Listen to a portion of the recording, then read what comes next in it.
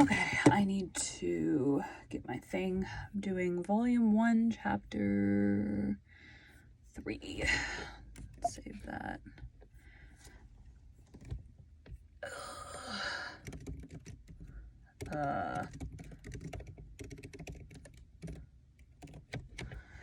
Accidentally selected all and deleted what I had just done. That's always fun when that happens. Okay. Very uncomfortable and moving around a lot.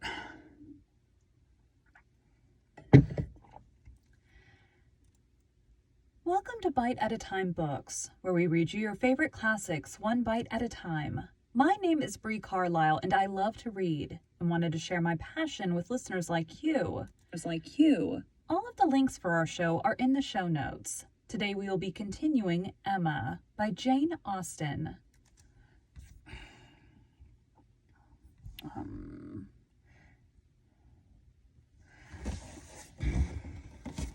Probably stopping after this one. I said I was going to do 3.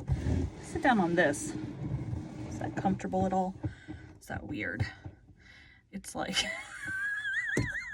No. This is a kneeling chair, so it's got a gap in the back for your legs to go through. It kind of makes your butt fall through if you sit on the kneeling part. Okay. I'm weird. Sorry. Very uncomfortable today for some reason. Austen. Chapter 3. Mr. Woodhouse was fond of society in his own way. He liked very much to have his friends come and see him, and from various united causes, from his long residence at Hartfield, and his good nature, from his fortune, his house, and his daughter. He could command the visits of his own little circle in great... He could command the visits of his own little circle in a great measure. As he liked. He had not much intercourse with any families beyond that circle. His horror of late hours and large dinner parties made him unfit for any acquaintance but such as would visit him on his own terms. Fortunately for him, Highbury, including Randalls in the same parish, and Donwell Abbey in the parish adjoining, the seat of Mr. Knightley comprehended many such. Not unfrequently, through Emma's persuasion, he had some of the chosen and the best to dine with him. But evening parties were what he preferred, and unless he fancied himself at any time unequal to company, there was scarcely an evening in the week in which Emma could not make up a card table for him. Real long-standing regard brought the Westons and Mr. Knightley, and by Mr. Elton, a young man living alone without liking it, the privilege of exchanging any vacant evening of his own blank solitude for the elegancies and society of Mr. Woodhouse's drawing-room. And the smiles of his lovely daughter was in no danger of being thrown away. After these came a second set among the most come-at-able? Come-at-able.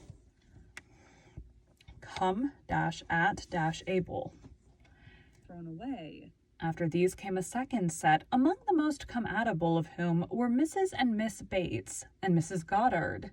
These ladies, almost always at the service of an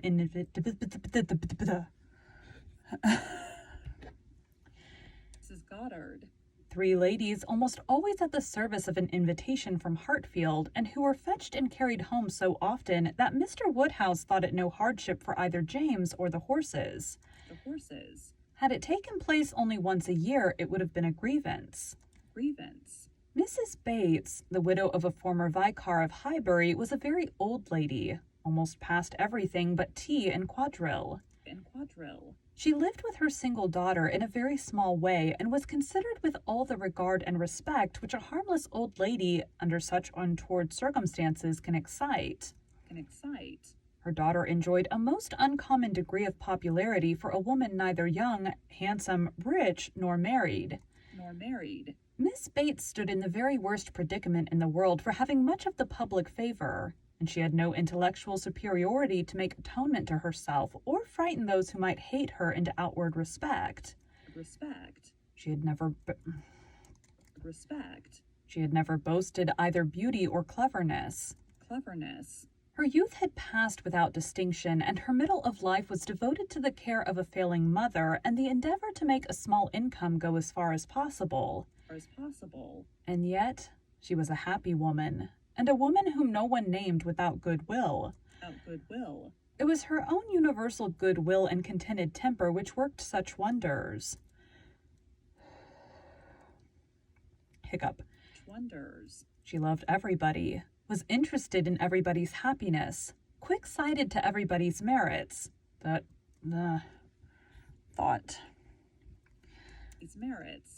herself a most fortunate creature and surrounded with blessings and such an excellent mother and so many good neighbors and friends and a home that wanted for nothing. The simplicity and cheerfulness of her nature, her contented and grateful spirit were a recommendation to everybody and a mine of felicity to herself. She was a great talker upon little matters, which exactly suited Mr. Woodhouse, full of trivial communications and harmless gossip.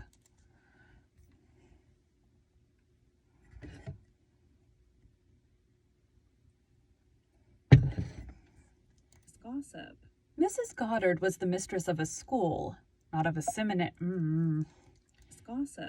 Mrs. Goddard was the mistress of a school, not of a seminary or an establishment, or anything which professed in long sentences of refined nonsense to combine liberal acquirements with elegant morality upon the new principles and new systems, and where young ladies for enormous pay might be screwed out of health and into vanity, but a real, honest, old-fashioned boarding school, where a reasonable quantity of accomplishments were sold at a reasonable price, and where girls might be sent to be out of the way and scramble themselves into a little education without any danger of coming back prodigies.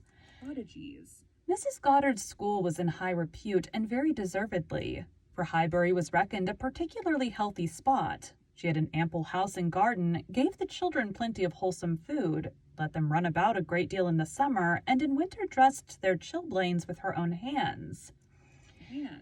It was no wonder that a train of 20 young couple now walked after her to church. She was a plain motherly kind of woman who had worked hard in her youth and now thought herself entitled to the occasional holiday of a tea visit, and having formerly owed much to Mr. Woodhouse's kindness, felt his particular claim on her to leave her neat parlor hung round with fancy work whenever she could, and win or lose a few sixpences by his fireside. These were the ladies whom Emma found herself very frequently able to collect, and happy was she for her These were the ladies whom Emma found herself very frequently able to collect, and happy was she for her father's sake in the power, though as far as she was herself concerned, it was no remedy for the absence of Mrs. Weston. She was delighted to see her father look comfortable, and very much She was delighted to see her father look comfortable and very much pleased with herself for contriving things so well. But the quiet prosings of 3 such women made her feel that every evening so spent was indeed one of the long evenings she had fearfully anticipated. As she sat one morning looking forward to exactly such a close to... Let me take a breath. You want to get done with this, but it can't suck. As she sat one morning looking forward to exactly such a close of the present day, a note was brought from Mrs. Goddard requesting, in most respected terms, to be allowed to bring Miss Smith with her. A most welcome request. For Miss Smith was a girl of 17 whom Emma knew very well by sight, and had long felt an interest in on account of her beauty. A very gracious invitation was returned, and the evening no longer dreaded by the fair mistress of the mansion. Harriet Smith was the natural daughter of somebody. Somebody had placed her, several years back, at Mrs. Goddard's school, and somebody had lately raised her from the condition of scholar to that of parlor boarder. This was all that was generally known of her history. She had no visible friends but what had been acquired at Highbury, and was now just returned from a long visit in the country to some young ladies who had been at school there with her. She was a very pretty girl, and her beauty happened to be of a sort which Emma particularly admired. She was short, plump, and fair, with a fine bloom, blue eyes, light hair, regular features, and a look of great sweetness. And before the end of the evening, Emma was as much pleased with her manners as her person, and quite determined to continue the acquaintance.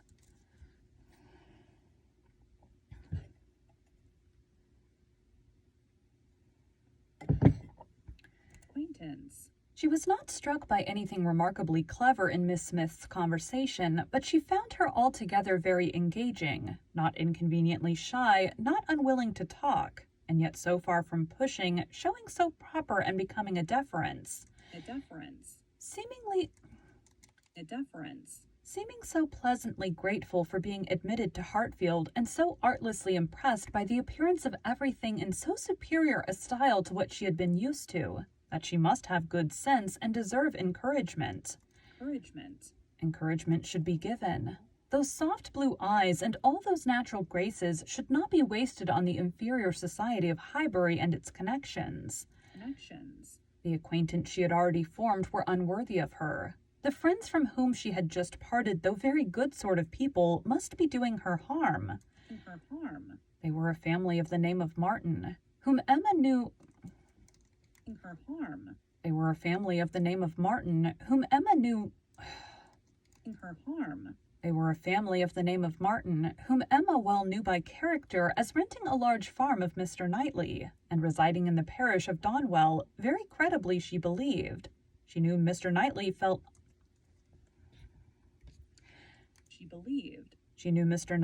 highly of them, but they must be coarse and unpolished and very unfit to be the intimates of a girl who wanted only a little more knowledge and elegance to be quite perfect. She would notice her. She would improve her. She would detach her from her bad acquaintance and introduce her into good society. She would form her opinions and her manners. It would be an interesting and certainly a very kind undertaking, highly becoming her own situation in life, her leisure and powers. She was so busy in admiring those soft blue eyes, in talking and listening and forming all these schemes in the in-betweens, that the evening flew away at a very unusual rate. And the supper table, which always closed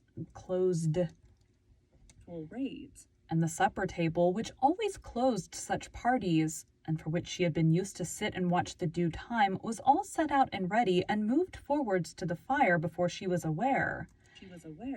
With an alacrity beyond the common impulse of a spirit which yet was never indifferent to the credit of doing everything well and attentively, with the real goodwill of a mind delighted with its own ideas, did she then do all the honors of the meal, and help and recommend the minced chicken and scalloped oysters with an urgency which she knew would be acceptable to the early hours and civil scruples of their guests. Upon such occasions, poor Mr. Woodhouse's feelings were in sad warfare. He loved to have the cloth laid, because it had been the fashion of his youth, but his conviction of suppers being very unwholesome made him rather sorry to see anything put on it, and while his hospitality would have welcomed his visitors to everything, his care for their health made him grieve that they would eat. Such another small basin of thin gruel as his own was all that he could, with thorough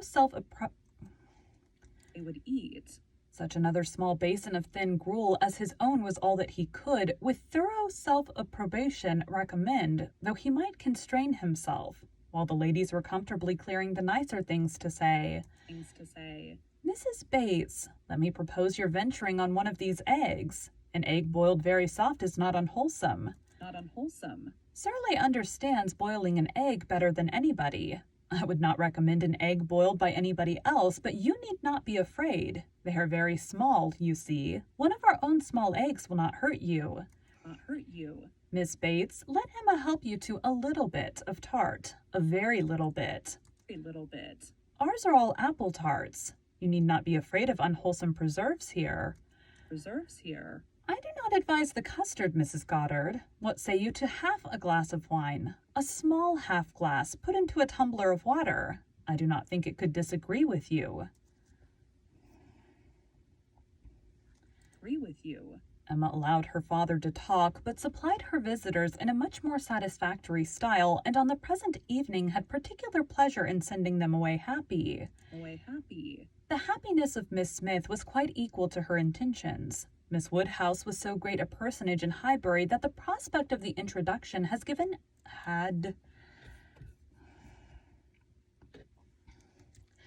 Away happy. Emma allowed her father to talk, but supplied her visitors in a much more satisfactory style, and on the present evening had a particular... Oh, I think I just did the same. Away happy. The happiness of Miss Smith was quite equal to her intentions. Intentions. Miss Woodhouse was so great a personage in Highbury that the prospect of the introduction had given as much panic as pleasure, but the humble, grateful little girl went off with highly gratified feelings, delighted with the affability with which Miss